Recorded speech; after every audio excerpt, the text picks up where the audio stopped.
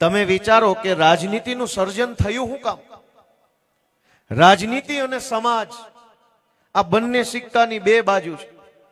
સમાજ છે તો સમાજમાંથી રાજનીતિ છે, અને રાજનીતિ એટલે છે કે સમાજની વ્યવસ્થાને સારી બનાવવી છે, સમાજને આગળ લઈ જવો છે એટલે રાજનીતિ બનાવી, અને રાજનીતિ છે તો સમાજ આગળ જશે, અને સમાજ છે તો રાજનીતિ બનશે. સમાજનું ભલું કરવા માટે રાજનીતિનું સર્જન થયું, પણ આજ દુર્ભાગ્ય જુઓ કે મારા તમારા મતથી રાજનીતિમાં કેવા કેવા માણસો ચૂંટણી જીતવા લાગ્યા છે, કેવા કેવા માણસો કેવા કેવા મંત્રી બની ગયા છે. કોક ઇજ્જતદાર માણસ હોય, કોક આબરૂદાર માણસ હોય, કોક સમાજમાંથી આવતો પીઢ માણસ હોય, જવાબદાર માણસ હોય, એવો જો નેતા બને તો સમાજની વાતને સાંભળે, સમજે અને સરકાર સુધી પહોંચાડે. પણ આજ કેવા માણસો નેતા બને છે? સમાજમાં નો હાલે એવા હોય ને સમાજમાંથી કાઢી મૂકેલા હોય, મલક આખાનો ઉતારમાં ઉતાર હોય, એ ભાજપમાં જઈને મોટો નેતા બની જાય છે. તમે કોની પાસે આશા રાખશો? કેવા કોને જાશો? જે ગામમાં, જે જિલ્લામાં અમે જઈએ એ ગામમાં ઓલું કાગળ લાવત, એક આખું કાગળ ભરીને અમારા કાર્યકર્તાઓ અમને પકડાઈ દે. પડ્યું છે કે ઉડી ગયું? જે હોય આ લાવો, કામ કઈ છે નહીં, લાવો એમ નામ લાવો, દોડીને લાવો, એ બધું પછી ખોલ નાખો. આવું એક કાગળ બધા જિલ્લામાં અમને પકડાઈ દે. એમાં આખી સમસ્યા લખી હોય, કઈ કેટલી કેટલી સમસ્યા છે. આમાં લખ્યું છે કે ભાઈ નવા વિસ્તારમાં પાયાની સુવિધા નથી, રોડ રસ્તા પાણી ગટર વગેરે. ઇન્ડસ્ટ્રીયલ એરિયાના લીધે અહીંયા 3 રસ્તાનું ટ્રાફિક થાય છે. અગ્નિકાંડમાં આમ થઈ ગયું છે, MNPમાં દેવું વધી ગયું છે, ટ્રાફિક વધારે થાય છે, પોલીસ ઉભા રહીને સામાન્ય લોકોને આમ કરે છે. બહુ મોટો નિબંધ લખ્યો છે. જે જિલ્લામાં જાય એ જિલ્લામાં 1 કાગળ, 2 કાગળ, 5 કાગળ અમારા આગેવાનો અમને પકડાવે કે ભાઈ આટલા આટલા અહીંયા મુદ્દા છે. પણ ઓરિજિનલ મુદ્દો ક્યાંય ચર્ચામાં નથી આવતો. ખરેખર સમસ્યા એ નથી કે આ કાગળમાં લખ્યું છે એ સમસ્યા, જે પાણી નથી, રોડ નથી, ટ્રાફિક છે, આમ છે, એ સમસ્યા નથી. સમસ્યા ઈ છે કે આટલી સમસ્યા હોવા છતાં એક હારો માયનો લાલ નેતા આપણને મળ્યો નથી ને, એ મોટી સમસ્યા છે. એક હારો નેતા મળે, એક હારો પીઆઈ આવે ને તો વિસ્તારમાં સુખ શાંતિ થઈ જાય. આપણે દાખલા સાંભળ્યા હશે, અનેક લોકોને ખબર, હારો SP આવે ને તો જિલ્લામાં શાંતિ થઈ જાય, હારો PSI આવે ને તોય કેટલાય વિસ્તારમાં લુખા શાંત પડી જાય છે. ઘણા સમય પહેલા અમરેલીમાં નિર્લિપ્ત રાય આવ્યા હતા, આખા અમરેલીમાં પબ્લિક ખુશ થઈ ગયેલી. એક હારો SP આવે ને જિલ્લામાં શાંતિ થઈ જતી હોય, તો એક હારો કેબિનેટ મંત્રી આવે તો આખા રાજ્યમાં હારું નહીં થતું હોય? સમસ્યા ઈ નથી કે આ કાગળમાં આટલું બધું લખ્યું એ સમસ્યા છે. સમસ્યા ઈ છે કે આપણા મતથી કેવા કેવા માણસો ક્યાં ક્યાં પહોંચી ગયા, તોય હજુ આપણને ખબર નથી કે આપણે શું કરી રહ્યા છીએ. જે દિવસે આપણા મતથી એક સારો નેતા ચૂંટાઈ જશે, મને એવો પૂરો વિશ્વાસ ગળા સુધીનો છે કે આજે જેટલી સમસ્યા છે ને એની 50% સમસ્યા તો ખાલી હારો માણસ ચૂંટાઈ જાય ને ત્યાં જ ઓછી થઈ જવાની છે. નેતા હારો નથી.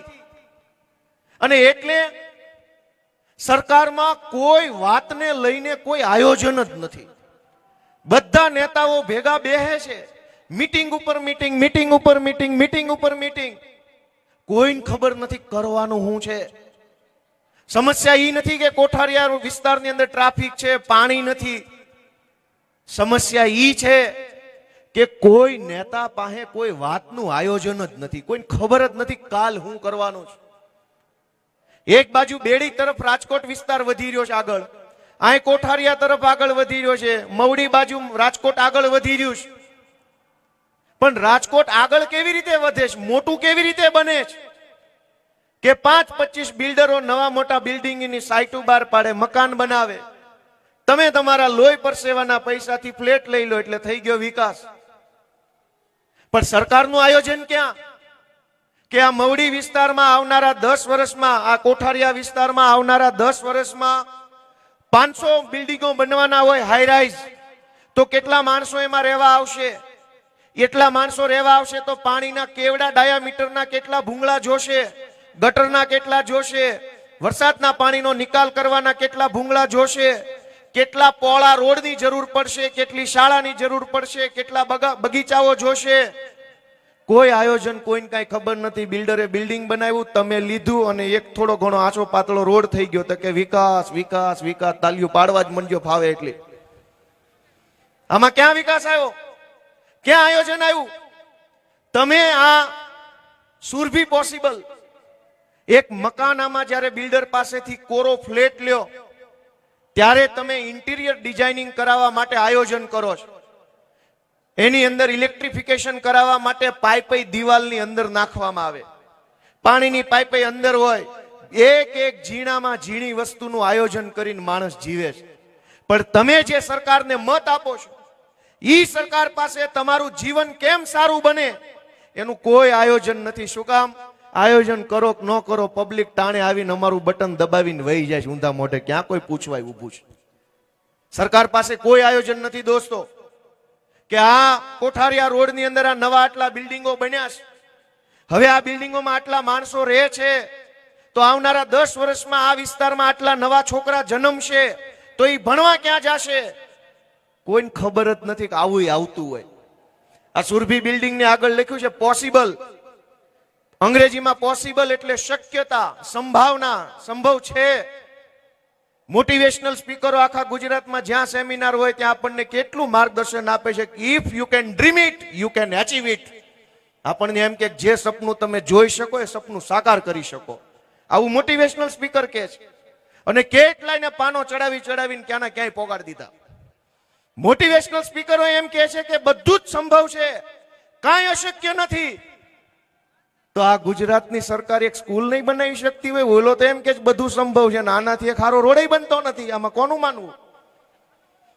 સામાન્યમાં સામાન્ય માણસ એક સપનું જોવે કે આઈએએસ બનીશ, કલેક્ટર બનીશ, વેપારમાં આગળ વધીશ, તો એ વધે છે પાછો, સપનું લઈ લે છે. ધીરુભાઈ અંબાણી વર્ષો પહેલા એવું સપનું જોયું હતું, કરલો દુનિયા મુઠ્ઠી મેં. અને આજ વાસ્તવિકતા ઈ છે ને કે અવડા દુનિયા આખામાં એની કંપની ફેલાઈ ગઈ. ખાલી ધીરુભાઈ તેદી કીધું તું, ખબર નહોતી કે અવડી મોટી કંપની બનશે. દેશના તમામ સેક્ટરમાં એમની કંપની છે. આવી ગયા? આવી ગયા? નથી આવ્યા? હું તો લે મને એમ કે આવી ગયા. એ ભાઈ નો આવ્યા હોય શાંતિ તું ભર્યો, આવ્યા હોય તો આવવા દો. અમારી સભામાં તો કાયમનો ગોહો છે ભાઈ, કાયમનો ગોહો આ જ વાતનો છે. અમે તો હું ખાઈ ગયા છે કે અમને રોજ આવીને દોડા મારી દઉં. હમણાં મને ઓલાય એવું પૂછ્યું કે આ શરૂઆત તમે જ કરેલી. મારી સભામાં જૂતા મારી જાય છે તો મને ઓલાય ટીવી વાળાએ પૂછ્યું કે આ તમે જ શરૂ કરેલું. મેં કીધું અમે શરૂ કર્યું તેથી સત્તામાં બેઠેલા ખાનખાનાને મારેલું, વિપક્ષને નહીં. એ તો કાયર માણા હોય વિપક્ષની સભામાં આવીને ભાઈ તમે મોટી તોપ પણ મરદના બેટા હોય જાઓ વિધાનસભામાં ઉપાડો. ગોપાલભાઈએ શરૂઆત કરી હતી સત્તામાં બેઠેલા માણસને લલકારવાની. અમે એવા કાયર માણસ નહોતા, નમાલા નહોતા કે વિપક્ષ સામે જોડા ઉઠાડીએ. તમારામાં તાકાત હોય જાઓ ન્યા, જાઓ ગાંધીનગર. ગાંધીનગર ન જવાય, કાબરા કરી નાખે ને હાથ પેઢીયું ભૂલી જાવ કોણ બાપા હતા ને કોણ દાદા હતા. ત્યારે અમારી સભામાં આવો છો અને કે ગોપાલભાઈ શરૂઆત કરેલી, તમે જ આવું કરેલું. અમે કરેલું, પણ ક્યાં કરેલું, કોની સામે કરેલું અને કયા મુદ્દે કરેલું?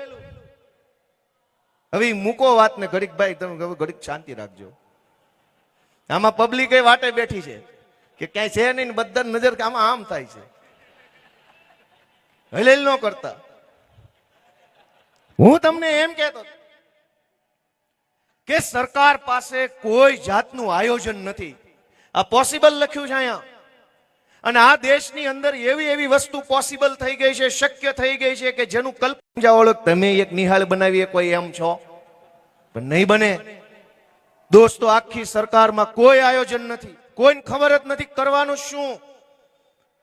રોજે રોજનું જીવવાનું, હાંજ પડે ત્યાં હુઈ જવાનું, નારા બોલાવી. મેં તમને કીધું એમ ગુજરાતના દરેક શહેરો મોટા બની રહ્યા છે, પણ આયોજનના નામે કાંઈ નહીં. કોઈ કાંઠખૂણે રોડ નથી, કોઈ હારો બગીચો નહીં. 40% જમીન કપાતમાં લઈ જાય છે આજ ભાજપના માણસો.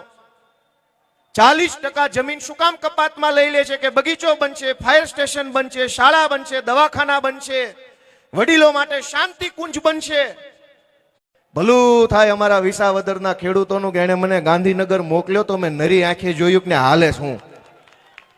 દોસ્તો કોઈ સરકાર નથી. આખા ગુજરાતમાં સર્કસ હાલે છે, સરકાર નામની કોઈ વસ્તુ જ નથી, કોઈ લોલમ લોલ તંત્ર છે, કોઈ કહેવા વાળું નથી, કોઈ સાંભળવા વાળું નથી. હું તમને એક દાખલો આપું કે સરકાર કેવી રીતે હાલે છે. તમે ધ્યાનથી સાંભળજો. થોડાક સમય પહેલા વિસાવદરની મારી ઓફિસે જ્યારે હું બેઠો હતો તો અમારા વિસાવદર તાલુકાના જેતલવડ ગામના કેટલાક આગેવાનો મને મળવા આવ્યા. જેતલવડ ગામે મને ખૂબ મત આપ્યા, આશીર્વાદ આપ્યા અને બહુ સપોર્ટ કર્યો મને. બધા આગેવાનો આવી એટલે મેં એને પૂછ્યું કે બોલો બાપા શું કામ છે મારા લાયક? તો બધાએ આખા ગામના આગેવાનોએ મને એમ કીધું કે અમારા ગામમાં ધારાસભ્યની ગ્રાન્ટ ફાળો. મેં કીધું બોલો ઓકે, શું કરું? એમણે મને એમ કીધું કે અમારા ગામની અંદર સરકારી ગ્રાન્ટેડ શાળા છે. ગ્રાન્ટેડ શાળા એટલે એનો વહીવટ ટ્રસ્ટ કરે, પૈસા સરકારના હોય, મેનેજમેન્ટ ટ્રસ્ટનું, પૈસા સરકારના. મેં કીધું કાંઈ વાંધો નહીં, શું કરવાનું છે? એમણે એમ કીધું કે અમારા ગામની ગ્રાન્ટેડ શાળામાં ટોયલેટ બનાવવું છે. નવું જૂનું છે એમાં કાંઈ દમ નથી. હવે એક નવું ટોયલેટ બનાવો તો દીકરીઓની વ્યવસ્થા હચવાઈ જાય, તો એક ટોયલેટ બનાવવાની ગ્રાન્ટ આપો. મેં કીધું કેટલા રૂપિયા? એણે કીધું 21,000 રૂપિયા. મેં કીધું ઓકે. હવે તમે જુઓ કે કેવી રીતે સરકાર કામ કરે છે. હું તમને વાંચી સંભળાવું. મેં 21,000 રૂપિયા જેતલવડ ગામની ફલાણી ગ્રાન્ટેડ શાળામાં ટોયલેટ બનાવવા માટે ધારાસભ્યની ગ્રાન્ટ ફાળવતો પત્ર મેં લખ્યો 10મા મહિનાની 3જી તારીખે જિલ્લા અધિકારીને કે ભાઈ પ્રતિ જિલ્લા અધિકારી શ્રી જેતલવડ ગામની ફલાણી શાળામાં ટોયલેટ બનાવવા માટે 21,000 રૂપિયા ધારાસભ્યની ગ્રાન્ટમાંથી ફાળવવા. ઈ પત્ર ત્યાં ગયો. 15-20 દી 25 દિવસ પડ્યો રહ્યો. પછી જિલ્લા અધિકારી એક નવો પત્ર લખ્યો પ્રતિ શિક્ષણ અધિકારી કે આ જેતલવડ ગામની ફલાણી શાળા છે એ સરકારી શાળા છે કે કેમ એની ખરાઈ કરીને દિન 10માં અમને અહેવાલ આપો. સાંભળજો વાત. હવે 10મા મહિનાની 3જી તારીખે મેં ગ્રાન્ટ લખી, ઓલા શિક્ષણ અધિકારીને લખ્યું, શિક્ષણ અધિકારીએ જવાબ નો આપ્યો. 20 દી બીજા ગયા. આના જિલ્લા અધિકારી પાસે મેં ઉઘરાણી કરી કે ઓલી 21,000ની ગ્રાન્ટનું શું થયું, મંજૂર થઈ કે નહીં? એટલે એને કીધું કે ના, જિલ્લા શિક્ષણ અધિકારીનો અહેવાલ આવે પછી મંજૂર થશે. મેં કીધું અહેવાલ તો કે પત્ર લખ્યો છે, જવાબ નથી આવ્યો. એટલે રિમાઇન્ડર પત્ર લખ્યો કે ધારાસભ્યએ 21,000ની ગ્રાન્ટ ફાળવી છે, એ શાળા સરકારી છે કે કેમ, એનો અહેવાલ વળી પાછો દિન 15માં આપવો. ત્રીજા રિમાઇન્ડરે સરકારી પ્રાથમિક શિક્ષણ અધિકારીએ અહેવાલ આપ્યો કે હા, એ ગોપાલભાઈ કે છે એ સરકારી શાળા જ છે. ઈ પછી જિલ્લા અધિકારીએ શાળાને પત્ર લખ્યો. ક્યારે લખ્યો? કઈ તારીખે? 8/1/2026 ફરીથી પત્ર લખ્યો. ઈ શાળાનું નામ લખ્યું પ્રતિ પ્રમુખ શ્રી ફલાણી શાળા. ધારાસભ્યએ તમારી શાળાને 21,000 રૂપિયાની ટોયલેટ ફાળવવાની ગ્રાન્ટ ફાળવી છે, એ મંજૂર કરતા પહેલા અમારે આટલા કાગળ જોશે, આટલા કાગળ આપો એટલે તમારી ગ્રાન્ટ મંજૂર થઈ જાય. હવે આટલા કાગળ હું વાંચીને સંભળાવું છું. એક કે તમારી સંસ્થા ટ્રસ્ટના રજીસ્ટ્રેશનના દાખલાની પ્રમાણિત નકલ આપો. તમારી સંસ્થા ટ્રસ્ટના બંધારણની નકલ આપો. તમારું ટ્રસ્ટ જે સામાજિક પ્રવૃત્તિ માટે કામ કરતું હોય અને બંધારણમાં જે જગ્યાએ લખ્યું હોય એની નકલ આપો. આ ટ્રસ્ટની માલિકી કોની છે એના આધાર પુરાવા આપો. ગામ નમૂનો નંબર 2 આપો. ગામ નમૂનો નંબર 7-12. ગામ નમૂનો 8A આપો. ગામ નમૂના નંબર 6ની આઝાદીથી લઈને આજ દી સુધીની ઉત્તરોત્તરની પ્રમાણિત નકલ આપો. સિટી સર્વેના પ્રોપર્ટી કાર્ડની પ્રમાણિત નકલ, નગરપાલિકાના મિલકત રજીસ્ટર, સિટી સર્વેનો દાખલો, આ મકાનના બાંધકામની જે વર્ષોમાં બાંધ્યું ત્યારની મંજૂરીનો હુકમ, છેલ્લા 3 વર્ષનો ઓડિટનો અહેવાલ આપો. આ ટ્રસ્ટ સંસ્થા સરકારી ગ્રાન્ટ પહેલા ક્યાંય મળી હોય તો એની વિગત. આ ટ્રસ્ટ સંસ્થાએ છેલ્લા 3 વર્ષમાં નફો કર્યા વગર જે કાંઈ સમાજ સેવા કરી હોય એ તમામ સમાજ સેવાની વિગત અમને આપી. આ ટ્રસ્ટ સંસ્થા આર્થિક રીતે સદ્ધર છે કે નહીં એનો પ્રમાણિત પુરાવાની નકલ આપી. આ ટ્રસ્ટ અને સંસ્થામાં છેલ્લા 3 વર્ષ દરમિયાન જે વ્યક્તિ ફરજ બજાવી છે એ તમામ વ્યક્તિઓના નામ અને હોદ્દાની વિગત આપી. આ ટ્રસ્ટનું કામ માન્ય થાય અને 21,000નું ટોયલેટ મંજૂર થાય પછી જ્યારે જરૂર પડે ત્યારે નાણાકીય લેવડ દેવડ માટેનું ફોર્મ, કરાર ખતમાં સહી માટે અધિકૃત થયેલા ટ્રસ્ટીનું નામ, એનો ઠરાવ બુક, ઠરાવનો નંબર અને સક્ષમ અધિકારીને આપવો. બીજી કોઈ યોજનામાંથી આ ટોયલેટ મંજૂર કરાયું છે નહીં કે નહીં એની અમને પાકી ખાતરી આપવી. આ કામ માટે બીજી કોઈ યોજનામાંથી રકમ મળી ગઈ હોય તો એમાં કોઈ ભાગીદાર છે કે નહીં એવું પ્રમાણપત્ર આપવું. આ ટ્રસ્ટ પાસે કુલ કેટલી જમીન છે ને એમાંથી કેટલી જમીન પર બાંધકામ થયું છે એના આધાર પુરાવા રજૂ કરવા. આ બાંધકામની મિલકતનો શું ઉપયોગ થાય છે એની વિગત આપવી. આ ટોયલેટના ફાળવેલ નાણાંનો ઉપયોગ જો સમય મર્યાદામાં કરવામાં નહીં આવે તો વ્યાજ સાથે એની ભરપાઈ કરી આપશો કે કેમ એની ખાતરી આપતું પ્રમાણપત્ર આપવું. બીજા કોઈ પણ ડોક્યુમેન્ટની જરૂર પડે ને માગવી ત્યારે તમારે આપવા પડશે. એક કરારનામું કરવું પડશે, અન્ય બીજા પ્રમાણપત્રો રજૂ કરવા પડશે. સંસ્થાને મળેલ આ જે ગ્રાન્ટ છે એ ગ્રાન્ટને વાપરતા પહેલા તમારી પાસે કુલ કેટલા વર્ગખંડની મંજૂરી છે એના હુકમની નકલ આપવી પડશે. હયાત કેટલા વિદ્યાર્થીઓ છે એની સંખ્યા કેટલી, શિક્ષકોની સંખ્યા કેટલી એની વિગત આપવી. સરકારના નિયમ મુજબ હાલમાં કેટલા ટોયલેટની જરૂર છે એની વિગત આપવી. આવા પ્રકારના વિડીયો તમને જોવા ગમતા હોય તો હોટલાઇન ન્યૂઝ ચેનલને લાઇક, શેર અને સબસ્ક્રાઇબ કરો.